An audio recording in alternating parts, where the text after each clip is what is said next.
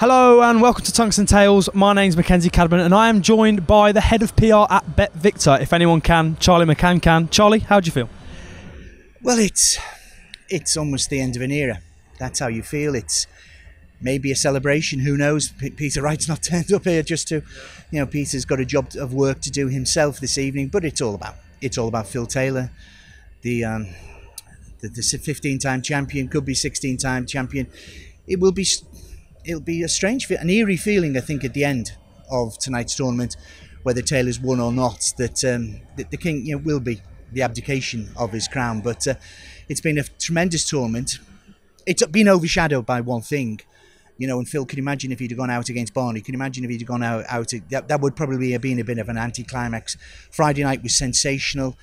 Yesterday I thought he was absolutely magnificent, almost back to his best.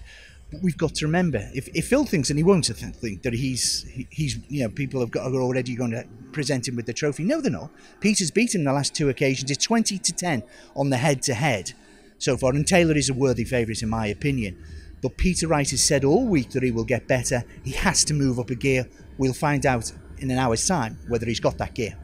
And looking back at the whole tournament, it's really been a great spectacle for darts. We've seen Mensah Suljovic, we've seen Daryl Gurney pull out some brilliant performances. How amazing is that for darts?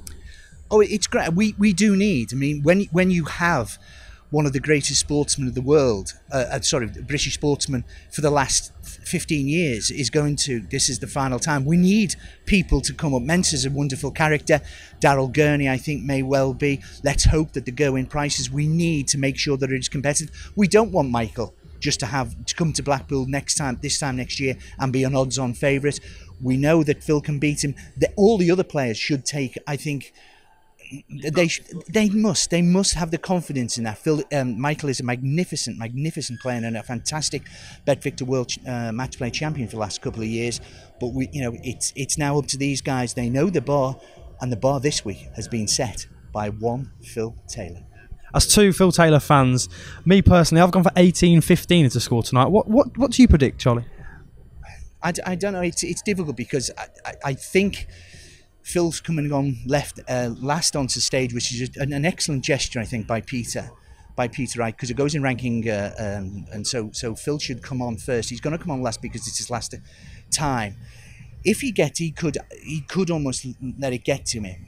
If he doesn't, I think Peter's got to move up a gear. Whether he's got those gear, I don't know. I would go for around about 18-10. I think Phil, if I was betting man, I think Phil to win and to have the most 180s, that to me is the bet this evening. 10-3 and 180s in the semi-final. Phil, I think, always underestimated.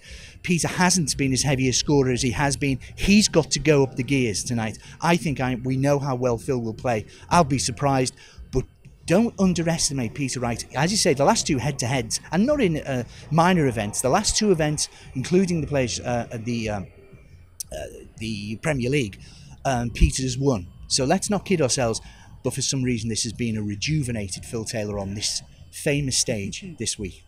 Well, that's it from us here at the BetVictor World Matchplay. We can't wait for this final. We're going to go backstage and enjoy it. We'll see you soon.